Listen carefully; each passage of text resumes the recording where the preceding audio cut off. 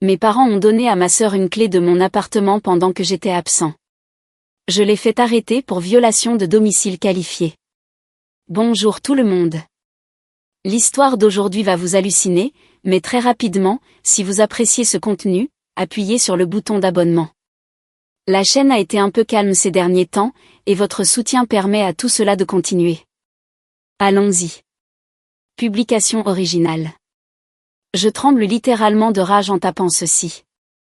J'ai besoin de savoir si je réagis de manière excessive car toute ma famille fait exploser mon téléphone en m'appelant un monstre. Mais je n'arrive vraiment pas à croire ce qui vient de se passer. Je suis James, 29 ans, H, et je travaille comme ingénieur logiciel pour une grande entreprise technologique. Il y a 2 ans, après des années d'épargne et de planification financière minutieuse, j'ai finalement acheté mon propre appartement dans le centre-ville de Seattle. Ce n'est rien d'extraordinaire, juste un T2 dans un immeuble décent, mais c'est le mien. Je me suis défoncé au travail pour cet endroit, en prenant des projets freelance supplémentaires, en vivant de ramen pendant mes études universitaires, et en sacrifiant tout pour construire ma carrière. Ma situation familiale a toujours été compliquée. Mes parents, Robert, 55 ans, H, et Patricia, 53 ans, F, ont toujours fait du favoritisme avec ma sœur cadette, Emily, 27 ans, F. En grandissant, Emily ne pouvait rien faire de mal. Elle a abandonné l'université 2 fois, n'a jamais gardé un emploi plus de 6 mois, et se cherche depuis près d'une décennie. Pendant ce temps, on m'a dit à 18 ans que je devais me débrouiller seule pour l'université parce que les hommes doivent apprendre l'indépendance. J'ai gardé mes distances avec eux au fil des ans, maintenant un contact poli mais minimal. Nous nous voyons peut-être 3 fois par an, pour les vacances et l'anniversaire de ma mère. Ils ne sont venus à mon appartement que 2 fois depuis que je l'ai acheté, les 2 fois pour moins d'1 heure. Il y a 3 semaines, Emily m'a appelé en pleurant. Elle avait de nouveau été expulsée de son appartement pour ne pas avoir payé son loyer. Sa colocataire l'avait apparemment couverte pendant des mois avant de finalement abandonner. Elle m'a supplié de la laisser rester avec moi juste pour quelques semaines le temps qu'elle trouve une solution. Je lui ai dit non. Je connais la chanson. À l'université, elle est restée avec moi pendant 2 semaines. Cela s'est transformé en 4 mois où elle traitait ma chambre d'étudiant comme un hôtel pendant que je dormais à la bibliothèque. Elle m'a raccroché au nez quand je lui ai proposé de l'aider à chercher un logement abordable. Mes parents ont appelé 1 heure plus tard, absolument furieux. Mon père m'a traité de sans cœur. Ma mère a pleuré en disant que j'abandonnais ma famille. J'ai tenu bon. Je leur ai dit qu'Emily avait 27 ans et devait apprendre à gérer sa propre vie. La conversation s'est terminée avec mon père disant que je n'étais plus son fils si je ne pouvais pas aider ma famille dans le besoin. Je pensais que c'était la fin de l'histoire. J'avais tort. Hier, je suis rentrée plus tôt d'un voyage d'affaires. J'étais censée être partie jusqu'à dimanche, mais les réunions avec les clients se sont terminées plus tôt que prévu et j'ai pris un vol de nuit jeudi soir. J'étais épuisée, impatient de dormir dans mon propre lit. Quand j'ai ouvert la porte de mon appartement à 6 heures du matin, j'ai tout de suite su que quelque chose n'allait pas. Il y avait des chaussures que je ne reconnaissais pas dans l'entrée. Des chaussures de femme, plusieurs paires. Le salon était un désastre. Des vêtements partout, des emballages de nourriture vides sur ma table basse. Mon installation de jeu avait été déplacée. Ma première pensée a été que j'étais en train de me faire cambrioler. Puis j'ai entendu des voix venant de ma chambre. Ma chambre. J'ai attrapé la batte de baseball que je garde près de la porte et j'ai lentement avancé dans le couloir. La porte de la chambre était fermée, mais je pouvais entendre des ricanements à l'intérieur. De jeunes voix, plusieurs personnes dans mon lit. J'ai défoncé la porte, batte levée, prêt à me défendre. Ce que j'ai trouvé était pire que des cambrioleurs. Emily était dans mon lit avec 2 de ses amies que je reconnaissais vaguement de son Instagram. Toutes les 3 étaient dans divers états de déshabillage, ayant clairement utilisé mon lit pour des activités auxquelles je ne veux même pas penser. Les draps, mes draps chers que je venais d'acheter, étaient tachés de ce qui ressemblait à du vin. Il y avait des bouteilles vides sur ma table de chevet. Elles avaient fait la fête dans mon appartement, dans mon lit. Emily a crié quand elle m'a vue. Elle a commencé à hurler que j'étais censée être partie jusqu'à dimanche. Comment je pouvais simplement débarquer comme ça? Quel culot! Elle me disait que je ne pouvais pas débarquer dans ma propre chambre. J'ai perdu le contrôle. Je leur ai dit à toutes les trois qu'elles avaient exactement 60 secondes pour prendre leur et foutre le camp avant que j'appelle la police. Emily a ri. Elle a vraiment ri et a dit, « Maman et papa m'ont donné une clé. J'habite ici maintenant. Tu ne peux pas me mettre dehors sans un préavis d'expulsion. » C'est là que j'ai réalisé que ce n'était pas juste une effraction de sa part. C'était planifié. Mes parents avaient d'une manière ou d'une autre obtenu une copie de ma clé et la lui avaient donnée. Ils lui avaient dit qu'elle pouvait emménager pendant mon absence, pensant probablement que j'accepterais simplement une fois le fait accompli. Je ne leur ai pas donné 60 secondes. J'ai appelé le 911 sur le champ. Emily a essayé d'attraper mon téléphone, hurlant que j'étais ridicule, que je ne pouvais pas appeler les flics pour de la famille. Ses amis se dépêchaient de s'habiller, l'air terrifiés. Bien. Elle devait être terrifiée. Elle violait mon domicile. J'ai dit au répartiteur que j'avais des intrus dans mon appartement qui refusaient de partir. Emily continuait de crier en arrière-plan qu'elle vivait là, qu'elle avait une clé. J'ai bien précisé au répartiteur qu'elle n'était pas une locataire, qu'elle n'avait aucun droit légal d'être là, et que je voulais qu'elle soit arrêtée pour violation de domicile. Les policiers sont arrivés en 10 minutes. À ce moment-là, les amis d'Emily s'étaient enfuis, mais Emily était toujours là, maintenant entièrement habillée et provocante. Elle a montré la clé aux agents, a dit que nos parents lui avaient donné la permission d'emménager. Les agents m'ont regardé, et je leur ai montré mon titre de propriété, ma carte d'identité avec cette adresse, et j'ai expliqué que j'étais le seul propriétaire, qu'Emily n'avait jamais vécu ici, n'était sur aucun bail, et n'avait aucune permission d'être là. C'est là que ça devient encore pire. Les agents ont demandé à Emily depuis combien de temps elle était là. Elle a dit, 3 jours. Elle était dans mon appartement depuis 3 jours, fouillant dans mes affaires, dormant dans mon lit, mangeant ma nourriture, utilisant mon appartement comme sa salle de fête personnelle pendant mon absence. J'ai insisté pour porter plainte. Les agents ont essayé de me raisonner, disant que c'était une affaire de famille, mais j'ai tenu bon. Elle était en situation de violation de domicile. Elle n'avait aucun droit légal d'être chez moi. Ils l'ont finalement arrêtée pour violation de domicile au 1er degré, un délit grave dans l'État de Washington, car on lui avait spécifiquement dit de ne pas être là. J'avais les textos d'il y a 3 semaines prouvant que j'avais refusé sa demande de rester. Alors qu'il l'emmenait menottée, elle sanglotait, me suppliant de ne pas faire ça, disant qu'elle serait renvoyée de son programme de 3e cycle. Quel programme de 3e cycle? Elle a abandonné le 1er cycle 2 fois. Je n'ai rien ressenti. Absolument rien. Mon téléphone a commencé à exploser avant même que la voiture de police ne s'éloigne. Mes parents, tantes, oncles, cousins, tout le monde m'appelait un monstre. Ma mère a laissé un message vocal en sanglotant, disant que je détruisais la vie de ma sœur pour un malentendu. Mon père en a laissé un disant que j'étais mort pour lui. Je suis rentrée et j'ai évalué les dégâts. Ma chambre était dégoûtante. Elles avaient clairement eu des relations sexuelles dans mon lit. Il y avait des taches partout, du vin, de la nourriture, et des choses que je ne veux pas identifier.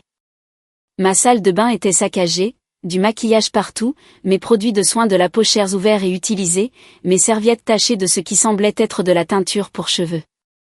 Le salon était pire que je ne le pensais au départ. Elles avaient fouillé dans mes affaires. Mon ordinateur portable de travail était ouvert. Elles avaient essayé d'y entrer, mais heureusement n'ont pas pu passer le mot de passe. Ma PlayStation avait été déplacée dans la chambre. Pourquoi? Il y avait des brûlures de cigarettes sur mon canapé. Des brûlures de cigarettes. Je ne fume même pas. C'est un immeuble non-fumeur. La cuisine était un désastre. Toute la vaisselle que je possédais était sale. Elles avaient cuisiné des repas élaborés et tout laissé en plan. La poubelle débordait. Le broyeur était bouché. Il y avait des bouteilles vides partout. Elles avaient bu tout mon bar, y compris une bouteille de whisky japonais qui m'avait coûté $300 et qui était un cadeau pour mon mentor. J'ai pris des photos de tout. Puis j'ai appelé un serrurier pour qu'il vienne immédiatement changer toutes mes serrures. Peu importait que ce soit samedi matin ou que ça coûterait le triple pour l'appel d'urgence. Je voulais de nouvelles serrures maintenant. En attendant le serrurier, j'ai regardé mon système de sécurité. Dieu merci, j'ai des caméras dans les parties communes, pas dans la chambre-salle de bain pour des raisons évidentes. J'ai regardé 3 jours d'enregistrement. Émilie n'était pas seulement restée là. Elle était en train d'emménager. Je l'ai vue, elle et ses amis, transporter des cartons, des valises, même quelques meubles. Elle prévoyait de s'approprier complètement mon appartement. Les images de sécurité ont également montré autre chose. Mes parents étaient là. Ils l'avaient aidé à emménager. J'ai une vidéo de mon père portant des cartons pendant que ma mère indiquait où les choses devaient aller. Ils ont fait ça. Ils ont orchestré toute cette affaire. Le serrurier est arrivé et a changé toutes mes serrures. Peine dormant, serrure normale, et a même ajouté une chaîne pour faire bonne mesure. Ça m'a coûté $400, mais ça valait chaque centime. J'ai aussi appelé la gestion de l'immeuble et leur ai demandé de signaler mon appartement. Personne n'a accès sans ma permission explicite, et je dois être prévenu immédiatement si quelqu'un prétendant être de la famille se présente. J'ai ensuite appelé un service de nettoyage, pas un nettoyage ordinaire, mais un nettoyage de risque biologique.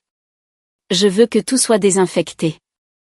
Je jette tous mes draps, serviettes, et honnêtement, probablement le matelas aussi. Le canapé est définitivement parti. Le coût s'élève à des milliers de dollars, mais je m'en fiche. Je veux que toute trace d'eux disparaisse de mon espace. Ça fait 12 heures que c'est arrivé. Émilie est toujours en prison, à ma connaissance. Mon téléphone a des centaines d'appels manqués et de textos. J'ai dû bloquer la plupart de ma famille. Le seul qui ne m'a pas contacté est mon frère, Michael, 31 ans, H, qui vit au Texas. Il a toujours été le plus intelligent. Il est parti loin et garde un contact minimal. Je sais que je vais me faire descendre pour ça, mais je m'en fiche. Je prévois également d'intenter une action en justice au civil contre mes parents pour les dommages et pour complot en vue de commettre une violation de domicile. Je les ai en vidéo entrant dans mon appartement sans permission et aidant Émilie à emménager. Je veux qu'ils paient pour chaque centime de dégâts que leur enfant prodige a causé. Suis-je le pour avoir fait arrêter ma sœur? Ma famille dit que je réagis de manière excessive, que ce ne sont que des biens matériels, que la famille devrait passer en premier. Mais c'est ma maison, la seule chose pour laquelle j'ai travaillé toute ma vie d'adulte. L'endroit où je devrais me sentir en sécurité. Ils ont violé cela. Ils ont prévu de me le voler. Je ne pense pas avoir tort, mais le volume de haine que je reçois me fait douter. Reddit. Suis-je le monstre qu'ils disent que je suis? Mise à jour 1, publiée 5 jours plus tard. Putain de ça a explosé. Merci à tous ceux qui ont validé que je n'étais pas fou. J'ai lu chaque commentaire et même si je n'ai pas pu répondre à tous, votre soutien a tout signifié pour moi pendant l'une des pires semaines de ma vie. Tant de choses se sont passées depuis ma publication originale que je ne sais à peine par où commencer. D'abord, Émilie. Elle a été libérée sous caution le lendemain, samedi. Mes parents ont payé la caution de $5 000. Elle est accusée de violation de domicile au 1er degré, nouveauté, de vandalisme au 3e degré pour les dommages matériels. Le procureur a ajouté la 2e accusation après que j'ai fourni des photos et des estimations montrant plus de $3 000 de dommages. Les 2 accusations sont des délits graves. Mes parents ont complètement perdu la tête quand ils ont appris les accusations de délits graves. Ils pensaient que ce serait comme une amende pour excès de vitesse, payer une amende et passer à autre chose. Mon père m'a appelé en hurlant que je ruinais sa vie pour rien et qu'elle avait fait une erreur. Une erreur? Ils ont planifié ça pendant des semaines. C'est là que ça devient intéressant. Vous vous souvenez que j'ai mentionné avoir des images de sécurité? Eh bien, je les ai toutes données à mon avocat. Oui, j'ai engagé un avocat, en fait, 2 avocats, mais j'y reviendrai plus tard. Les images montrent mes parents entrant dans mon appartement mardi matin avec leurs propres clés. Ils ont dû faire une copie il y a des semaines, probablement lors d'une de leurs visites. Les images les montrent aussi en train d'aider Émilie à emménager. Mais voici le clou du spectacle. Elle les montre en train de fouiller dans mes documents personnels. J'ai un coin bureau où je garde des papiers importants dans un classeur. La caméra ne montre pas l'intérieur du classeur, mais elle montre clairement ma mère l'ouvrant et photographiant des documents avec son téléphone. Ces documents comprenaient mes déclarations de revenus, mes relevés bancaires et mes relevés de compte d'investissement. Quand mon avocat a vu ça, il m'a immédiatement dit de vérifier mon rapport de crédit et de geler mon crédit. Bonne chose, aussi. Quelqu'un, devinez qui, avait déjà demandé une carte de crédit à mon nom. La demande a été soumise mercredi matin, un jour après que mes parents ont photographié mes documents. Elle a été refusée parce que j'ai des alertes à la fraude configurées, mais la tentative est là. Cela a fait passer l'affaire d'un conflit familial à une usurpation d'identité et une fraude. Mon avocat a contacté le procureur qui envisage maintenant d'ajouter des charges supplémentaires contre mes parents, pas seulement Émilie. L'explosion familiale a été nucléaire. Ma famille élargie est divisée en camps. L'équipe James, étonnamment plus grande que prévu, mon frère Michael qui m'a appelé après avoir vu l'effondrement du groupe de discussion familiale. Ses mots exacts étaient « Je savais que ce jour viendrait. Ils ont toléré les d'Émilie depuis trop longtemps. » Et ma cousine Jennifer, 33 ans, F, qui a rappelé à tout le monde dans le groupe de discussion familiale qu'Émilie lui avait fait quelque chose de similaire il y a 5 ans, restant une semaine qui s'est transformée en 3 mois et laissant son appartement saccagé. Et mon oncle David, le frère de mon père, qui apparemment dit à mon père depuis des années qu'Émilie avait besoin d'amour vache. Il y a plusieurs cousins qui ont leurs propres histoires sur Émilie profitant d'eux. L'équipe Émilie, parents, tout le côté de la famille de ma mère qui pense que je suis Satan incarné, et la sœur de mon père, Patricia, qui a posté sur Facebook que je suis un monstre sans cœur qui a choisi l'argent plutôt que la famille. Et divers amis de la famille qui ne connaissent que la version de mes parents. Le drame sur les réseaux sociaux a été insensé. Ma mère a posté cette histoire larmoyante sur Facebook sur la façon dont son fils cruel avait fait arrêter sa petite fille pour un malentendu. La publication est devenue virale dans notre réseau étendu. Elle a commodément omis la partie sur la copie de mes clés, l'usurpation d'identité, et les milliers de dollars de dommages. Je ne voulais pas m'engager, mais mon avocat m'a en fait recommandé de poster ma propre version avec des photos des dégâts et une brève déclaration factuelle. Je l'ai fait, et le vent a commencé à tourner. Il s'avère qu'Émilie a une réputation. Plusieurs personnes ont commenté avec leurs propres histoires sur elle leur devant de l'argent, détruisant des biens, ou profitant de leur gentillesse. Un commentaire s'est démarqué, d'Ashley, quelqu'un que je ne connaissais même pas. Elle a dit qu'Émilie avait été sa colocataire il y a 3 ans et avait fait presque exactement la même chose. Elle avait fait emménager ses amis sans permission, saccagé l'endroit, puis prétendu qu'elle avait le droit d'être là. Ashley a dû l'expulser légalement, ce qui a pris des mois et coûté des milliers de dollars. Mais voici la mise à jour la plus folle. Le programme de 3e cycle dont elle prétendait qu'elle serait renvoyée. Il n'existe pas. Elle n'est inscrite à aucun programme de 3e cycle. Elle n'est inscrite à aucun programme. Ma cousine Catherine a fait des recherches et a découvert qu'Émilie mentait sur le fait d'être en études supérieures depuis 2 ans. Elle s'en est servie comme excuse pour ne pas travailler, pour avoir besoin d'argent, pour avoir besoin de lieux de séjour. Mes parents lui donnaient de l'argent pour des frais de scolarité qui n'existaient pas. Quand cela a été révélé, mon père a eu ce que je ne peux décrire que comme un effondrement complet. Il m'a appelé en sanglotant. Mon père, que j'ai vu pleurer exactement 2 fois dans ma vie. Il a admis qu'ils avaient donné à Émilie plus de 40 000 $ au cours des 2 dernières années pour son éducation. Il voulait savoir si je savais. Je ne savais pas. Et honnêtement, je me suis senti mal pour lui pendant environ 10 secondes jusqu'à ce qu'il dise, mais tu n'avais quand même pas à la faire arrêter. Tu aurais pu la laisser rester quelques semaines. Ils ne comprennent toujours pas. J'ai dû prendre des jours de congé pour m'occuper de ça. Mon manager a été compréhensif, surtout après que j'ai expliqué la situation. Il s'avère qu'il a eu une situation similaire avec son beau-frère et comprend parfaitement. Il m'a autorisé à travailler de chez moi pendant les 2 prochaines semaines pendant que je règle tout ça. Les coûts de nettoyage et de remplacement s'accumulent, nettoyage de risques biologiques, 1 200 $ nouveaux matelas et literie, 2 000 $ nouveaux canapés, 1 500 $ remplacement de divers articles endommagés, 800 $ nouvelles serrures et amélioration de sécurité, $400 frais juridiques, jusqu'à présent, 2500 $ thérapie émotionnelle, oui, j'ai commencé à voir quelqu'un, $200 par séance. Mon assurance locataire couvrira une partie, mais pas tout. Ils poursuivent également Émilie et mes parents pour les dommages, ce qui, m'a-t-on dit, fera grimper en flèche leur taux d'assurance habitation s'ils sont jugés responsables. En parlant d'action en justice, j'ai engagé 2 avocats. 1. Un avocat pénaliste pour s'assurer que les charges contre Émilie tiennent et pour poursuivre l'angle de l'usurpation d'identité contre mes parents. 2. Un avocat civil pour les poursuivre tous les 3 pour dommages, détresse émotionnelle et complot en vue de commettre une fraude. L'avocat civil pense que j'ai un excellent dossier, surtout avec les preuves vidéo et la tentative d'usurpation d'identité. Il a suggéré que nous les poursuivions également pour infliction intentionnelle de détresse émotionnelle étant donné la planification et la nature malveillante de leurs actions. Émilie, pendant ce temps, part en vrille sur les réseaux sociaux. Elle poste des choses de plus en plus délirantes sur le fait que je suis abusif, que je suis jaloux d'elle, que je l'ai toujours détestée. Chaque publication contredit la précédente. D'abord, elle ne restait que quelques jours avec permission.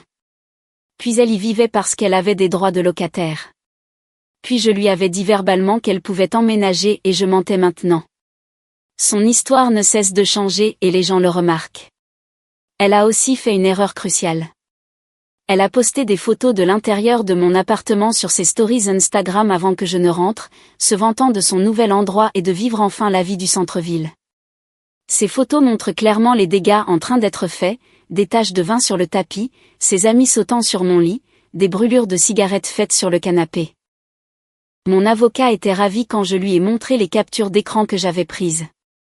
Mon frère Michael est arrivé hier. Il a dit qu'il voulait être là pour me soutenir, mais aussi pour essayer de raisonner nos parents. Cette conversation ne s'est pas bien passée. Il les a rencontrés et est revenu l'air épuisé. Selon lui, ils sont dans un déni complet. Ils insistent sur le fait qu'ils n'ont rien fait de mal, que je réagis de manière excessive, et qu'Émilie est la vraie victime ici. Ils lui ont aussi apparemment admis qu'ils avaient planifié cela depuis plus d'1 mois. Il disait à Émilie qu'elle pourrait avoir mon appartement une fois que je serais convaincu de partager ou une fois qu'il pourrait me faire voir la raison. Il pensait vraiment que je rentrerais, que je verrais Émilie installée, et que j'accepterais simplement. Le délire est réel. Le procureur a appelé aujourd'hui. Ils poursuivent définitivement les accusations de délits graves contre Émilie. Elle risque une peine de prison potentielle, bien que plus probablement une probation et un dédommagement si elle plaide coupable. Cependant, si elle se bat, et connaissant Émilie, elle le fera, elle pourrait faire face à 1 an de prison pour chaque accusation. Quant à mes parents, l'enquête sur l'usurpation d'identité est en cours. Le procureur a dit que même s'ils n'encourent pas de poursuite pénale pour cela, leur complot en vue de commettre une violation de domicile est clair en vidéo, et ils pourraient être inculpés pour cela. Je suis épuisé, Reddit. Je suis en colère, blessé, et tellement fatigué. J'ai dû changer de numéro de téléphone à cause du harcèlement. J'ai dû rendre mes réseaux sociaux privés. J'ai dû prendre des mesures de sécurité que je n'aurais jamais pensé devoir prendre contre ma propre famille. Mais je ne recule pas. Ils ont franchi une ligne. Ils n'ont pas seulement violé mon espace. Ils ont essayé de voler mon identité, ma maison, ma tranquillité d'esprit. Ils ont fait cela délibérément, avec planification et malveillance. Je ferai une nouvelle mise à jour après les dates d'audience. L'audience préliminaire d'Émilie est la semaine prochaine. Mon procès civil sera déposé demain. À ceux qui demandent si je regrette d'avoir appelé la police, pas une seconde. Au contraire, je regrette de ne pas l'avoir fait plus tôt. De ne pas avoir porté plainte la première fois qu'Émilie a profité de moi. De ne pas avoir établi de limites plus fermes il y a des années. Cela s'arrête ici. Cela s'arrête maintenant. Mise à jour 2, publiée 3 mois plus tard. Cela fait 3 mois que j'ai trouvé ma sœur et ses amis dans mon appartement, et je pensais vous devoir à tous une mise à jour finale.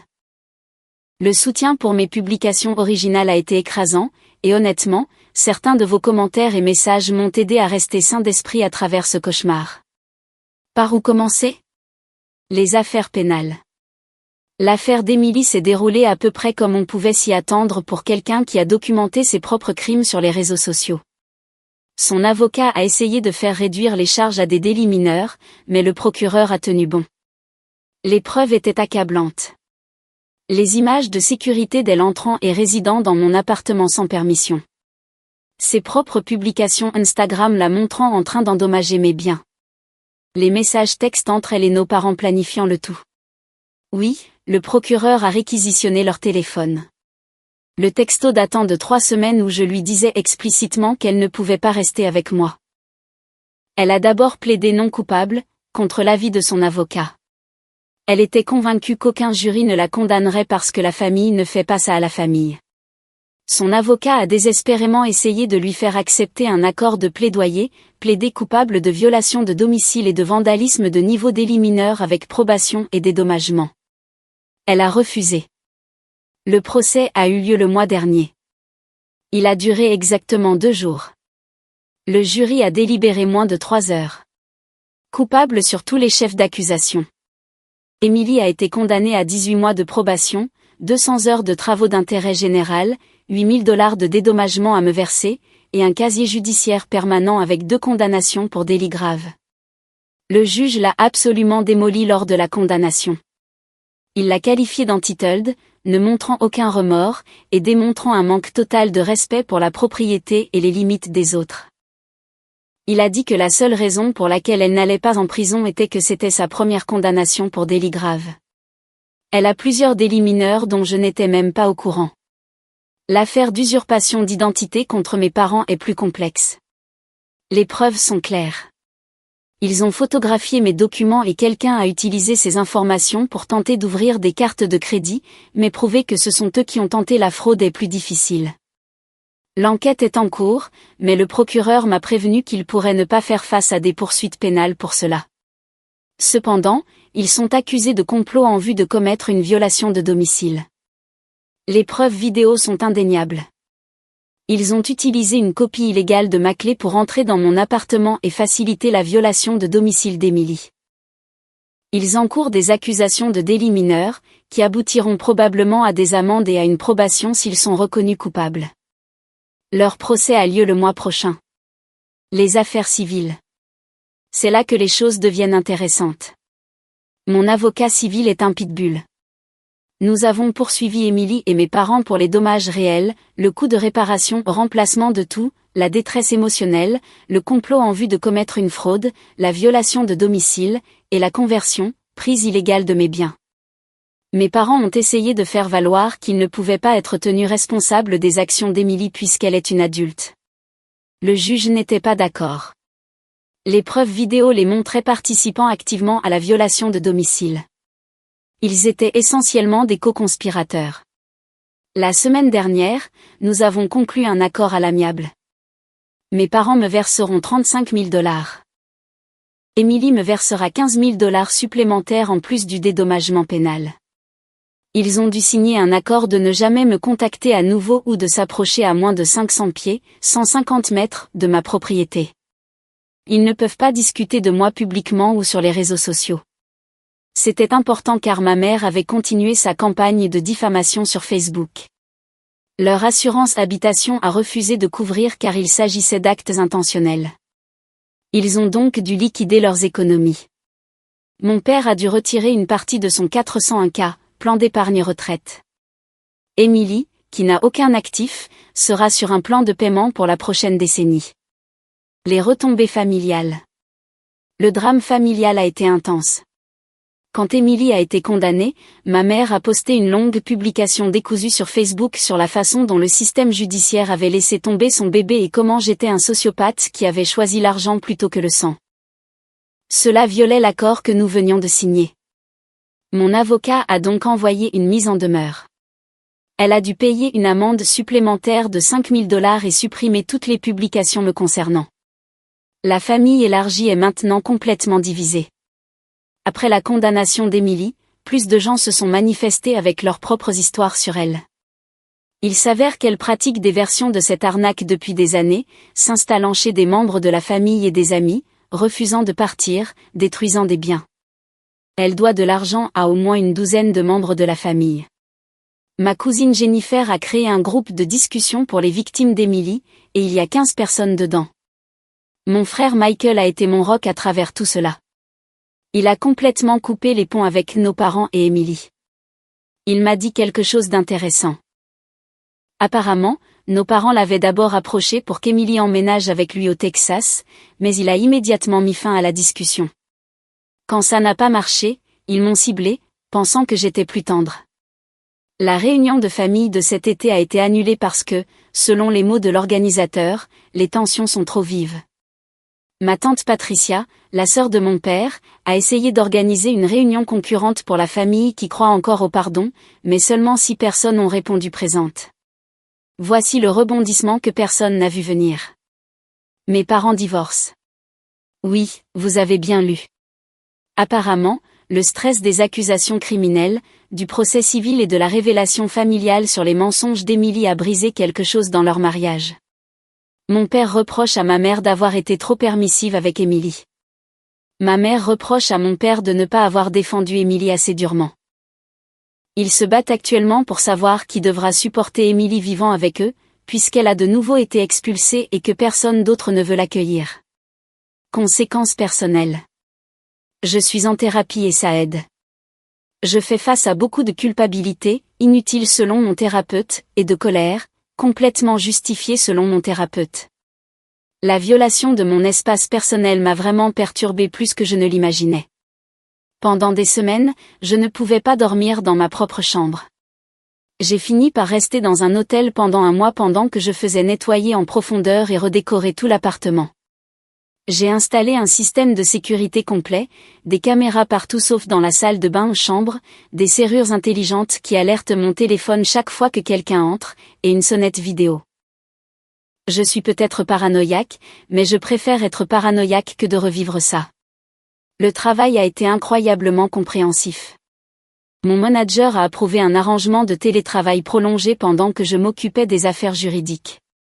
Mes collègues ont même fait une collecte pour aider avec mes frais juridiques, ce qui m'a fait pleurer au milieu d'un appel Zoom. J'ai aussi commencé à fréquenter quelqu'un, Sarah, 28 ans, F. Nous nous sommes rencontrés, de tous les endroits possibles, au palais de justice pendant que je déposais des papiers. Elle est parajuriste et a été immédiatement fascinée par mon cas. Elle a été incroyablement solidaire et compréhensive concernant mes problèmes de confiance. Elle a aussi ses propres histoires de famille toxiques, donc elle comprend. Situation actuelle. Emily vit avec notre mère dans leur maison familiale bientôt vendue. Elle ne peut pas trouver de travail à cause de son casier judiciaire et elle ne peut pas louer d'appartement pour la même raison. La dernière chose que j'ai entendue par des oui-dire, c'est qu'elle essayait de devenir une influenceuse et de lancer une chaîne YouTube sur la survie à la trahison familiale. Elle a 47 abonnés. Mon père a emménagé dans un petit appartement et est apparemment lui-même en thérapie. Ma cousine m'a dit qu'il avait l'air d'avoir vieilli de 10 ans en 3 mois. Une partie de moi se sent mal pour lui, mais ensuite je me souviens de lui portant des cartons dans mon appartement pour aider quelqu'un à me le voler, et la sympathie s'évapore. Ma mère est la seule à être encore dans un déni complet. Elle raconte à qui veut l'entendre que je suis mentalement malade, que j'ai subi un lavage de cerveau, que tout cela est un malentendu. L'ordonnance restrictive l'empêche de me contacter, mais elle essaie de me faire passer des messages par d'autres membres de la famille. Ils vont tous directement à mon avocat. Quant à moi, je vais mieux. Je suis dans mon appartement. Mon appartement. Et je me sens de nouveau en sécurité. Les serrures sont changées. La sécurité est renforcée. Et je reconstruis lentement ma vie. Je suis plus proche que jamais de mon frère. J'ai un cercle restreint mais solide d'amis et de famille qui m'ont soutenu à travers tout cela. L'argent du règlement a servi à payer mes frais juridiques, à remplacer tout ce qu'ils ont détruit. La thérapie, et de belles vacances à Hawaï. Je l'ai mérité. Et le reste va dans une épargne pour un acompte sur une maison quelque part avec une sécurité encore meilleure. Leçons apprises. Quand quelqu'un vous montre qui il est, croyez-le. Emily m'a montré il y a des années qu'elle n'avait aucun respect pour les limites. J'aurais dû agir à ce moment-là. Ne laissez pas la famille être une excuse pour l'abus. L'ADN ne donne à personne le droit de violer vos limites, de vous voler ou de détruire vos biens. Documentez tout. Les images de sécurité et les propres publications d'Emily sur les réseaux sociaux sont ce qui a rendu ce dossier béton. Prenez un bon avocat. Le mien valait chaque centime. Il est acceptable de se choisir soi-même. J'ai perdu une partie de ma famille à cause de ça, mais la famille que j'ai perdue ne valait pas la peine d'être gardée. Pour répondre à la question qu'on me pose le plus, est-ce que je le regrette? Non, pas le moins du monde. Mon seul regret est de ne pas leur avoir tenu tête plus tôt. J'ai laissé des années de culpabilité, la famille d'abord, m'empêcher de fixer des limites appropriées.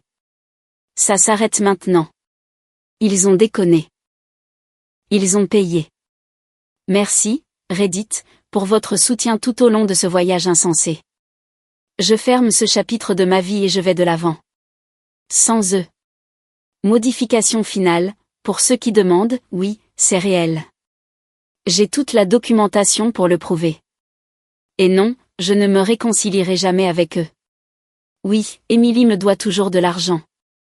Non, je ne m'attends pas à tout revoir un jour. Et mon appartement est maintenant une forteresse et je dors profondément.